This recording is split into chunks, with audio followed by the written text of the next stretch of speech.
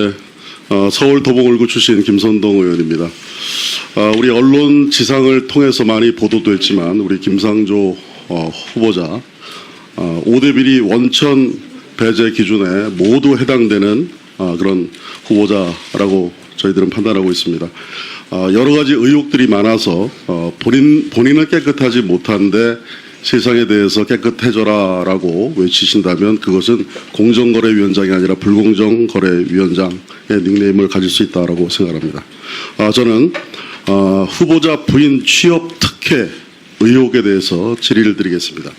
저는 우선 이 사안은 후보자 부인인 무자격자가 5년 동안이나 취업 특혜, 공공기관에 부정 취업한 특혜, 불법 취업 특혜 사건이다 이렇게 생각을 하고요. 해당 학교에서는 이것을 조직적으로 부정 특혜 취업을 은폐하고 조작했고 엄호했고 상급 기관은 이를 제대로 관리 감독치 못한 그 사건이라고 생각합니다. 이 사건 전체를 볼 때 여기에는 보이지 않는 손이 작용했다라고 의심치 않을 수 없는 저는 특혜 사건이라고 규정합니다.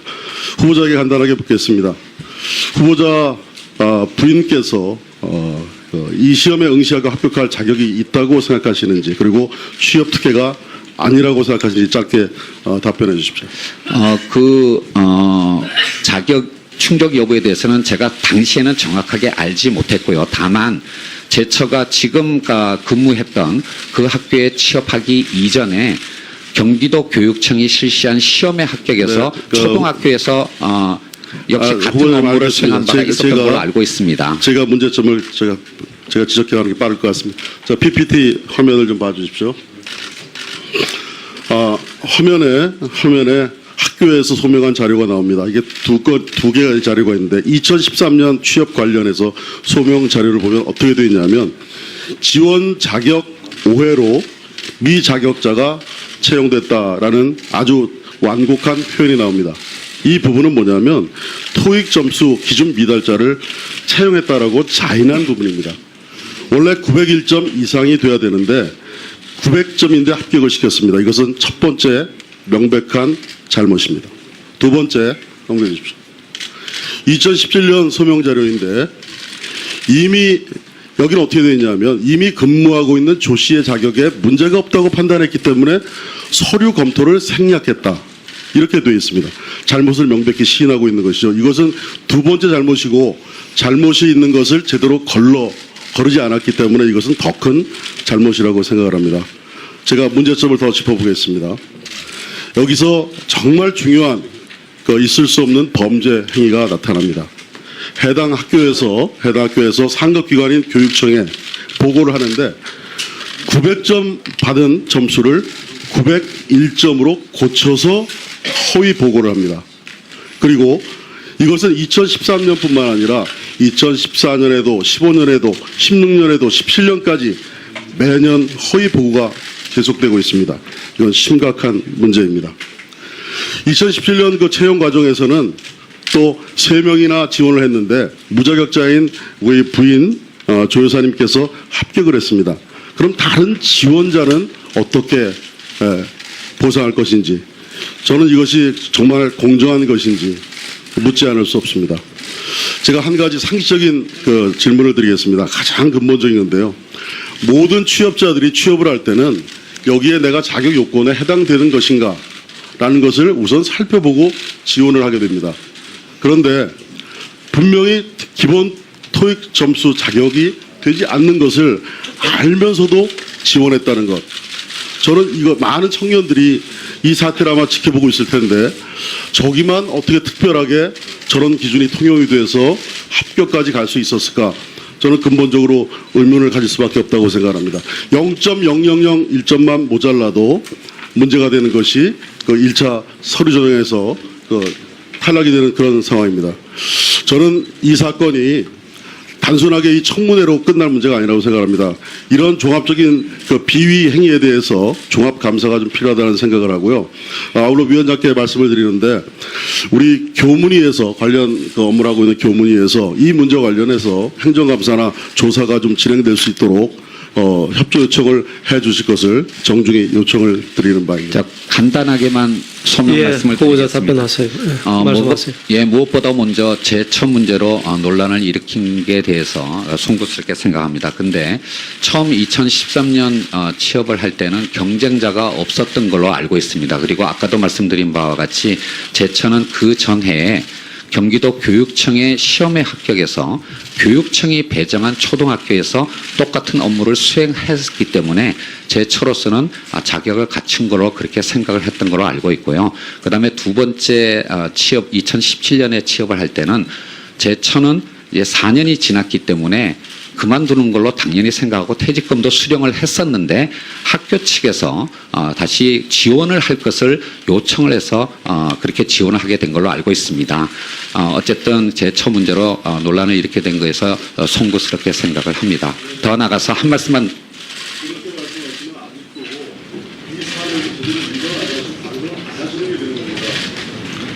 차라리 국가를 인정하시고 이거 정말 잘못됐다.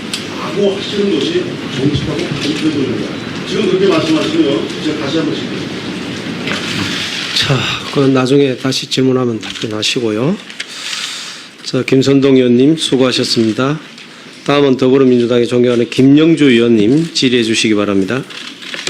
예, 서울 영등포 갑 출신의 김영주 의원입니다.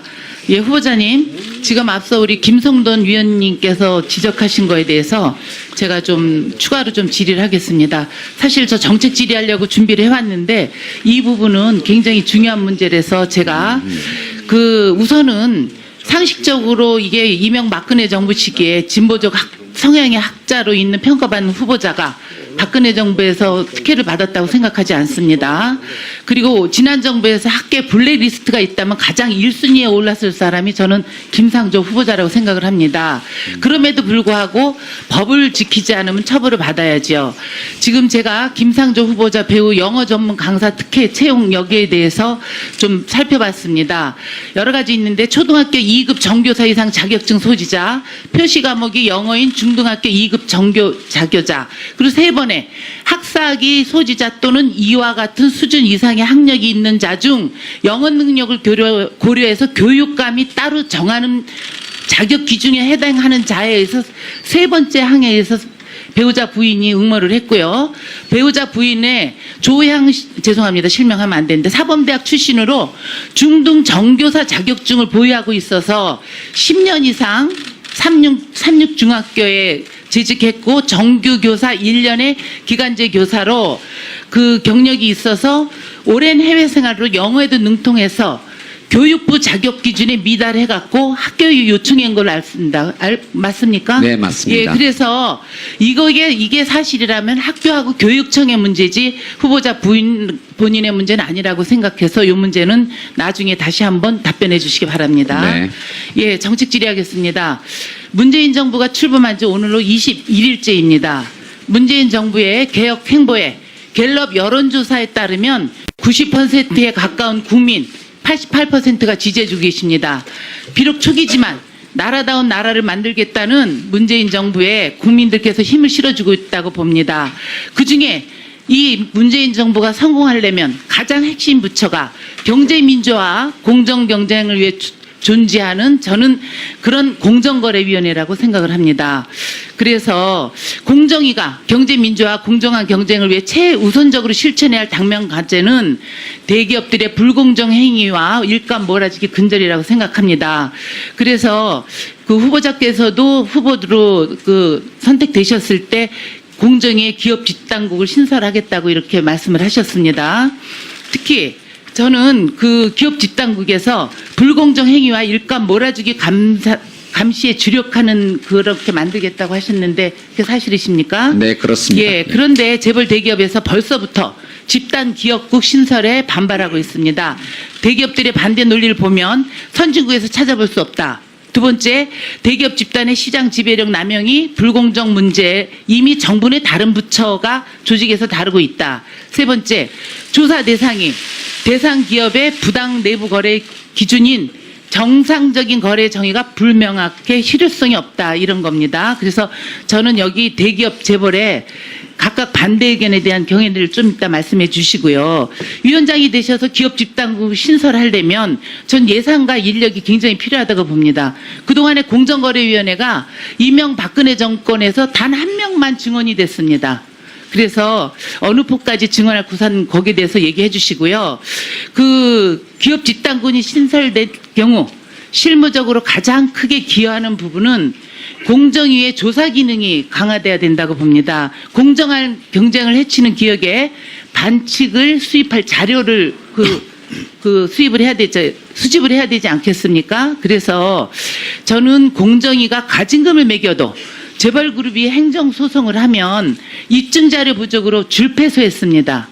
그렇죠? 그럴 경우 이 비효율이 줄어들 것으로 기대해도 전 된다고 봅니다. 기업 집단국이 신설이 되면.